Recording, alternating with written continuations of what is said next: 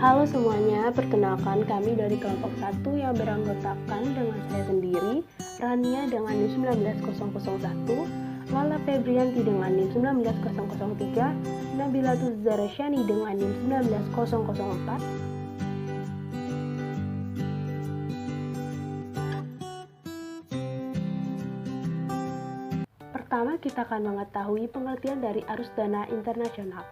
Arus dana internasional merupakan suatu aliran dana transaksi finansial yang melibatkan lebih dari satu negara melewati batas-batas negara, di mana terdapat pemasukan dan pengeluaran suatu kegiatan usaha dalam suatu negara. Di dalam arus dana internasional terdapat neraca pembayaran. Neraca pembayaran adalah ukuran atau catatan sistematis dari semua transaksi ekonomi antara warga negara domestik dengan warga negara asing pada suatu periode tertentu. Berikutnya adalah komponen neraca pembayaran. Yang pertama itu adalah neraca berjalan, merupakan ringkasan arus dana antara suatu negara tertentu dengan negara lain yang disebabkan oleh pembelian barang atau jasa atau cadangan laba dalam bentuk aset keuangan. Komponen neraca berjalan itu ada neraca perdagangan, neraca jasa, dan transfer pembayaran.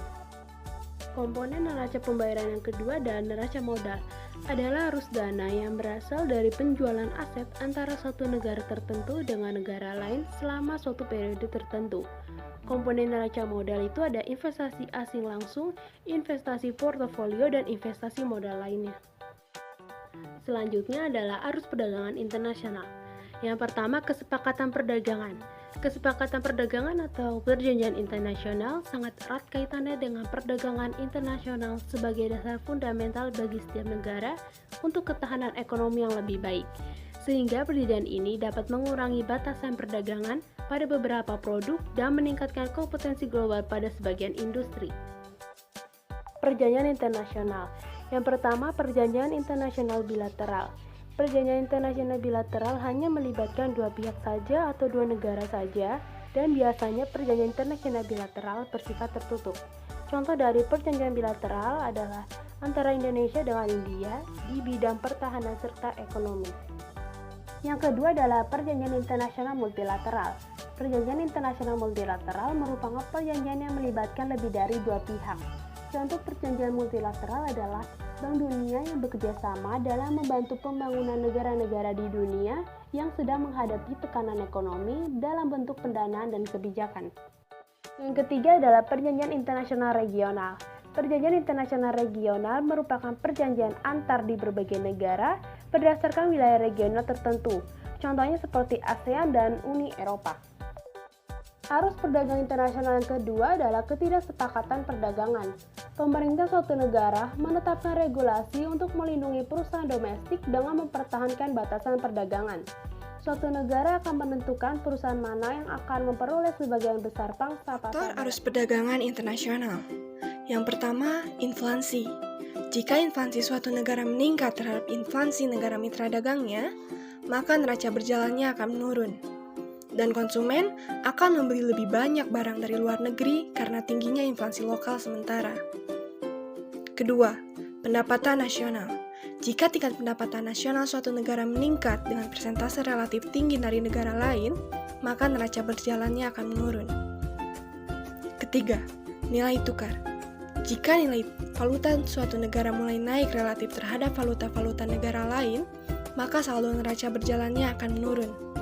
Dan produk yang diekspor negara tersebut akan menjadi lebih mahal bagi negara-negara pengimpor sehingga konsekuensi permintaan atas produk akan menurun. Keempat, restriksi pemerintah. Ada 3 hal yang harus diperhatikan, yaitu pertama tarif atau pajak yang dikenakan oleh pemerintah atas barang-barang impor. Kedua, kuota atau jumlah maks impor yang bisa diimpor oleh pemerintah untuk mengurangi impor dengan menciptakan kuota. Ketiga, dumping, merupakan penjualan produk-produk dari luar negeri dengan harga yang relatif rendah. Dan kelima, ada interaksi antar faktor. Karena faktor-faktor yang mempengaruhi neraca perdagangan saling berinteraksi dampak simultan, mereka atas neraca perdagangan sangatlah kompleks. Contohnya, karena inflasi Amerika Serikat yang tinggi dapat mengurangi neraca berjalan. Inflasi tersebut juga menekan nilai dolar untuk menurun karena dolar yang lemah dapat memperbaiki neraca berjalan. Maka sebagian dampak inflasi neraca berjalan akan ditutupi oleh dampak dari melemahnya dolar. Arus modal internasional adalah suatu hubungan timbal balik antara transaksi perdagangan barang internasional dan modal sebagai salah satu faktor produksi yang akan menimbulkan arus modal secara internasional karena adanya suatu negara yang memiliki banyak modal yang mengalami kelangkaan modal. Arus modal terjadi dari suatu wilayah yang kelebihan modal ke wilayah yang kekurangan modal. Sifat arus modal internasional. Yang pertama, investasi portofolio yang berbentuk atau berupa aset-aset finansial seperti saham, obligasi, dan komersial paper lain. Yang kedua, investasi asing langsung merupakan suatu investasi real yang investornya terlibat langsung dalam manajemen perusahaan dan mengontrol penanaman modal. Investasi ini dalam bentuk pendirian perusahaan, pembangunan pabrik, pembelian barang modal, tanah, bahan baku, dan persediaan lainnya. Motif arus modal internasional. Motif arus modal internasional dalam investasi portofolio. Yang pertama, high return. Sesuai dengan teori H-O, yaitu suatu negara akan membeli saham atau obligasi dari perusahaan yang berada di negara lain, yang memberikan return yang lebih tinggi. Kedua, risk diversification. Investasi di berbagai negara akan menghasilkan return tertentu dengan resiko yang lebih kecil atau lebih tinggi yang dapat dihasilkan dengan resiko tertentu. Motif arus modal internasional dalam investasi asing langsung. Yang pertama, mendapatkan return yang lebih tinggi melalui tingkat pertumbuhan ekonomi yang lebih tinggi, perpajakan yang lebih menguntungkan, dan infrastruktur yang lebih baik. Kedua, diversifikasi resiko. Investasi di berbagai negara yang akan menghasilkan return tertentu dengan resiko yang lebih kecil atau lebih tinggi yang dapat dihasilkan dengan resiko tertentu.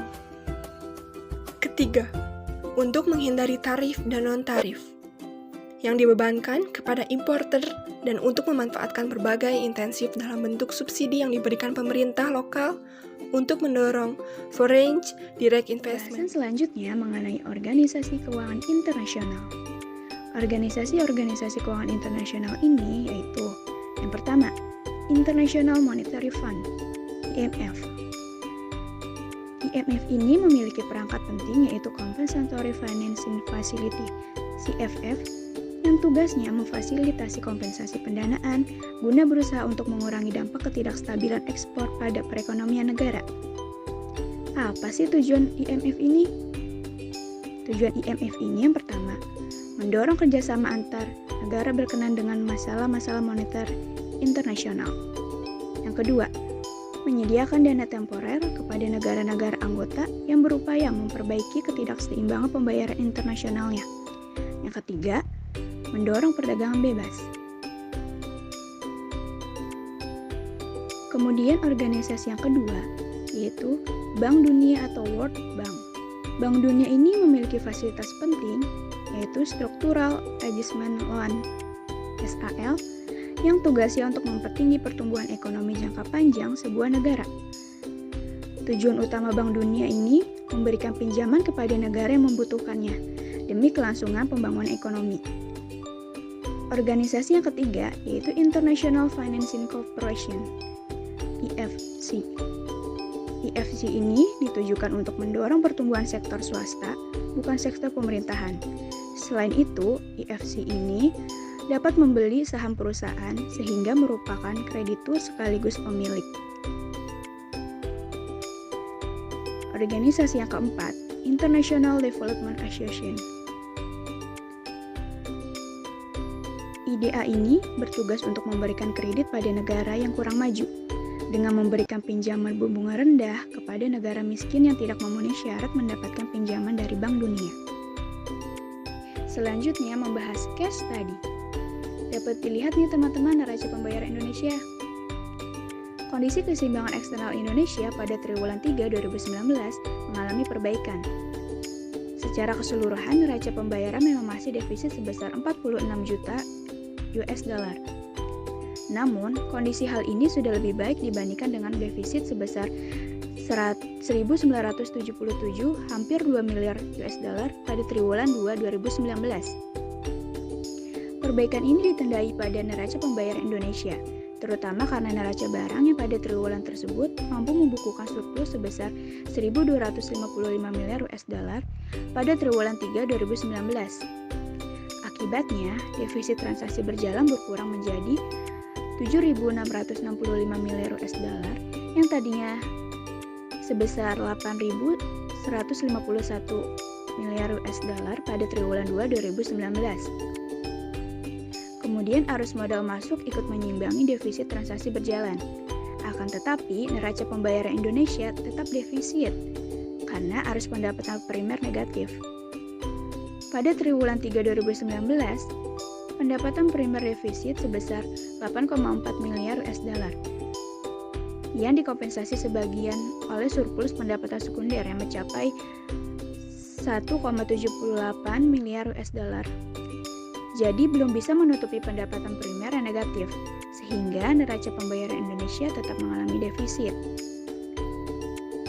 Selain itu, jumlah cadangan devisa pada akhir September 2019 bertambah menjadi 124.332 miliar US dollar yang sebelumnya hanya sebesar 123.823 miliar US dollar.